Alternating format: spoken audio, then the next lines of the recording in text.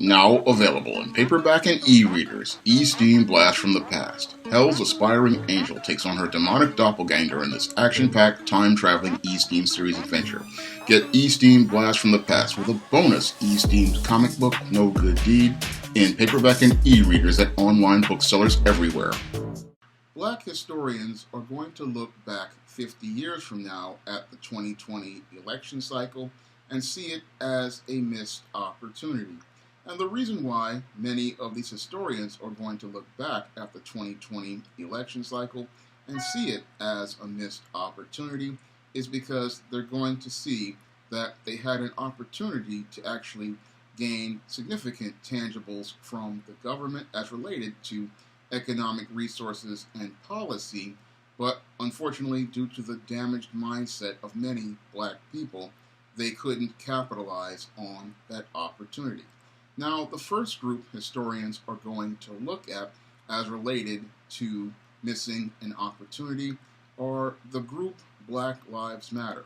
Now, the group Black Lives Matter managed to jump in front of all of the protests after the murder of George Floyd during the early days of the COVID-19 pandemic. And the group Black Lives Matter, as it jumped in front of all of the incensed Americans all across the country who were outraged over the murder of George Floyd, they took the lead as related to the murder of George Floyd. However, they did not present any sort of agenda. Unfortunately, because they did not present any sort of agenda, they could not capitalize on the momentum that they had or all of the outrage all around them. Because if your Black Lives Matter understood the power that they had in the sheer numbers of individuals they had behind them, they could have actually made some significant progress in getting tangibles from the government. Because your Black Lives Matter, as it jumped in front of all of these black people, they didn't understand that they had the numbers that would create a base and the numbers that could establish a voting bloc.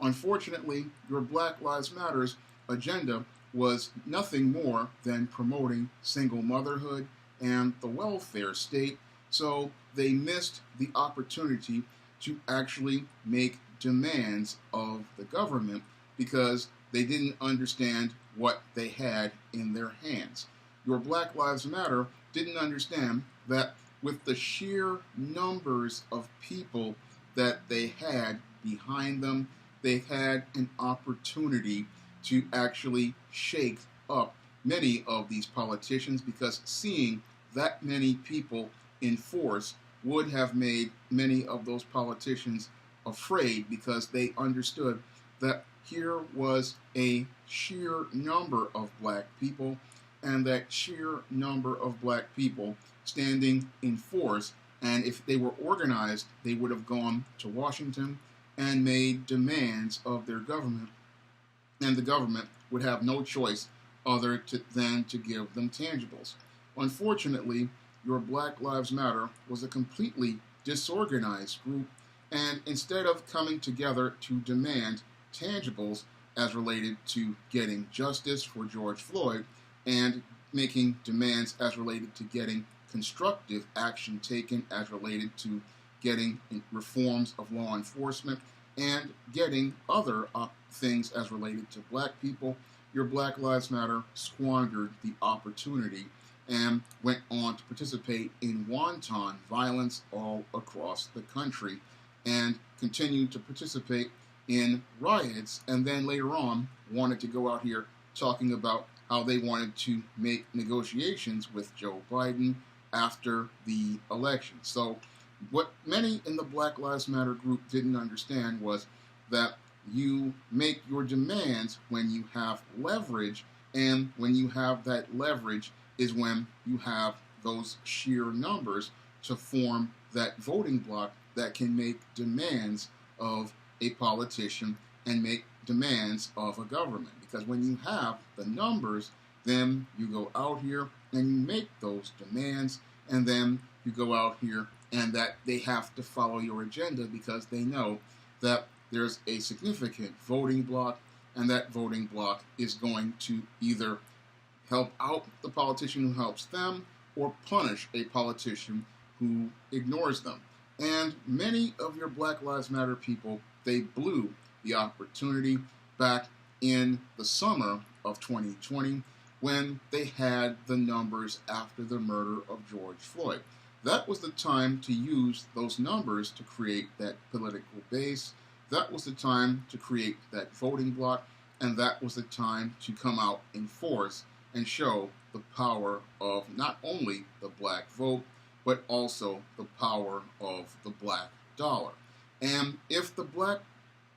Lives Matter group was better organized, they might have had an impact. Unfortunately, it was another missed opportunity. Now, the second missed opportunity that black historians will shake their head at is the meeting between your president-elect Joe Biden and these black leaders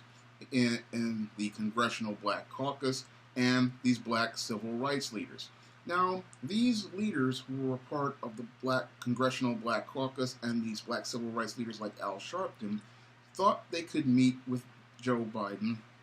after the election in order to gain tangibles as related to justice and tangibles as related to a black agenda. Unfortunately, your Joe Biden practically treated all of these individuals like children and told them they were going to get absolutely nothing in exchange for their vote. And during this whole talk down at this meeting, your black people in the Congressional Black Caucus and your civil rights leaders didn't really even understand that they still had leverage as related to making deals with Joe Biden. Now, your Joe Biden there said he wouldn't do anything about police reform because he wanted to win those 2 Senate seats in Georgia. And these black civil rights leaders and these Congressional Black Caucus people were so spellbound that they couldn't see that they had the power in their hands. And all they had to do was say, if you want those 2 Senate seats, you have to give us what we want, showing that they had actual thought as related to the leverage that they still had on the table. Unfortunately, many of these black leaders in the Congressional Black Caucus and the civil rights leaders still didn't see that they had an opportunity to gain tangibles because they were so codependent on the system of white supremacy that all they could think about was being shamed and admonished by their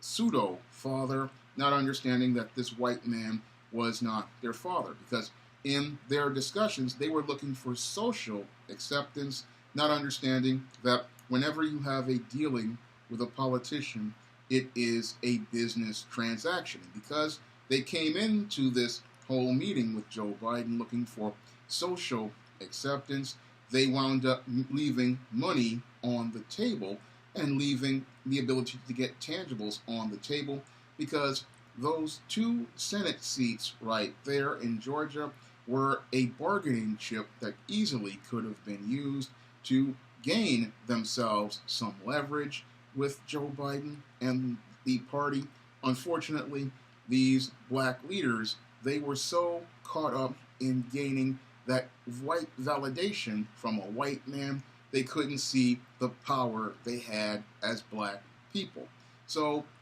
when historians take a critical examination of 2020's election cycle, they're going to see a missed opportunity as related to black people gaining power in this country, and they're going to see a missed opportunity for black people to gain tangibles politically and economically. And the reason why they're going to say that this was a missed opportunity is because many of these black people, the big problem with them is that their minds are completely messed up. And because their minds are messed up,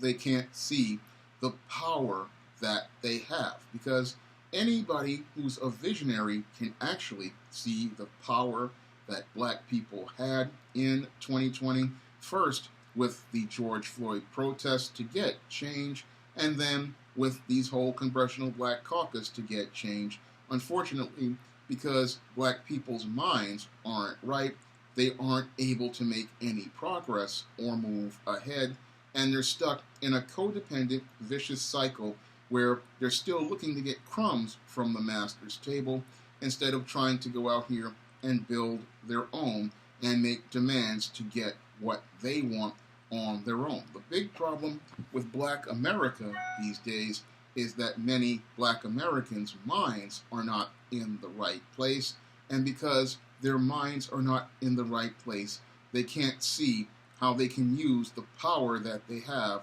to be able to gain tangibles in exchange for their votes and gain power for themselves. Instead, because they feel powerless, because they're looking for social acceptance and social validation from not real white people, but an imaginary white man who they've projected onto people like Joe Biden, what happens is they go to the table looking to beg instead of looking to demand. And that's not how things work in a business transaction. In a business transaction, you get an even exchange for goods and services. And in the case of political business transactions, you get an even exchange of tangible resources such as government policies and government earmarked dollars in exchange for votes. And this is something many black Americans don't understand, because many black Americans are still caught up in the quest for social acceptance that many adopted during the days of the civil rights movement. Instead of looking to gain economic empowerment, they're looking for social acceptance, and this quest for social acceptance is the thing that keeps the black community from progressing, and in fact it has it regressing back to the same codependent system of Jim Crow, because in the codependent system of Jim Crow, black people followed unwritten social rules in order to gain social acceptance of white people. And this is what's happened right now when you look at this whole 2020 election cycle. Black people missed yet another opportunity to have an impact on their government. They gave away their votes for free, and when they gave away their votes for free, they got nothing in exchange for them. Meanwhile, other minority groups and people in the alphabet community are getting tangibles in exchange for their vote, and the black community is just getting taken for granted, even though we had black politicians giving entire states and entire cities to this 2020 presidential race, and for being the so-called backbone, all they're getting is stepped on and laughed at by your Joe Biden and people in his political group. And again, this will historically be looked at as a missed opportunity, because everybody was allegedly so desperate to get rid of Donald Trump, but they took the black vote that got rid of Donald Trump for granted, in the same way they took the black vote that put Barack Obama in office for granted. So the black vote, as it's seen, is seen as nothing of having value, and sadly the people who don't see it having value are black people, because if they saw the power of the black vote, they would have gone out here and stayed home, because they would have sent a message to everybody that if you want to get the black vote, it has a value, and that price you're going to have to pay is giving us tangibles as related to our black agenda. Now, this video is not going to be monetized,